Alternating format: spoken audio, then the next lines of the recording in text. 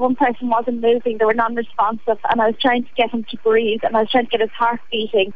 So I was doing CPR. There was the emergency sirens, they were just going off all over the place. 999, I mean, everyone was ringing for an ambulance, so those got overloaded. It was, aeroplanes, armed response unit, so armed guards, police. It was just a nightmare. I mean, I was expecting someone to come out and shout, cut, and everyone to get up.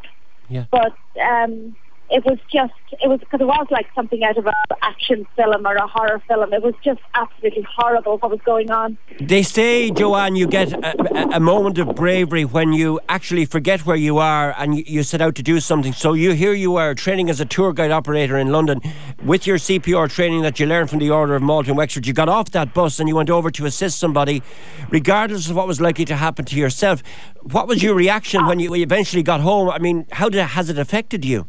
I wasn't thinking of my own safety. I wasn't thinking about anything else. No. At the time, the adrenaline takes over. I was just doing what I could. I don't think it was enough. I mean, the death count, it was, I think, 5 people dead.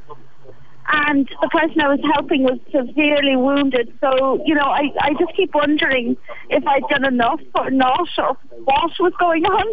But everyone's telling me that I've been absolutely brave. I didn't feel brave. And when I came home afterwards, listening to it on the news, hearing about it, it was like something, it doesn't still feel real.